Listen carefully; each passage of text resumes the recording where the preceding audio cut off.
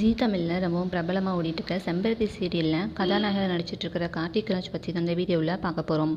இந்த சீரியலில் ஆதின்ற கேரக்டரில் நடிச்சிட்டு வர கார்த்திக் ராஜ் மக்கள் மனசில் மிகப்பெரிய ஒரு இடத்தை பிடிச்சிருக்காரு. இவர் ரீசெண்டாக ஒரு வீடியோ வெளியிட்டிருக்காரு. அதில் சில அதிர்ச்சியான விஷயத்த சொல்லியிருக்காரு. அது என்னென்னா, கார்த்திக் ஒரு சில படங்களில் இப்போ நடிக்க போகிறாராம். அவர் ஏற்கனவே தமிழில் 2 படங்களில் நடிச்சிருக்காரு. பட் அந்த படம் எதுவுமே சரியாக ஓடலை. அவருக்கு தோல்வியை தான் கொடுத்துருக்கு. அது மட்டும் இல்லாமல் படத்தில் நடிக்கிறப்போ ரொம்ப அவமானங்களையும் தோல்விகளையும் சந்திச்சிருக்காரு.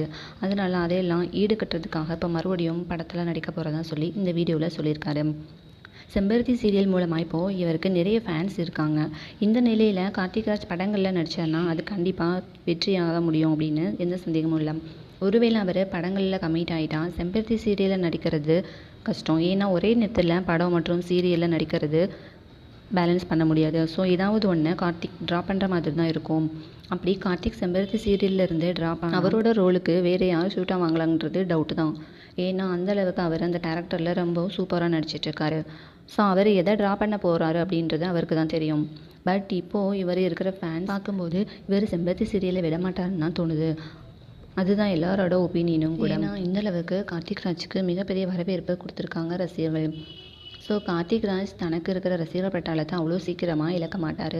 ஸோ அதே மீறி கார்த்திக் ராஜ் படத்தில் கான்சென்ட்ரேட் பண்ணால் அவர் நடிக்கிற படத்துக்கு நீங்கள் சப்போர்ட் பண்ணுவீங்க அப்படிங்கிறத கமெண்ட் பாக்ஸில் போஸ்ட் பண்ணுங்கள்.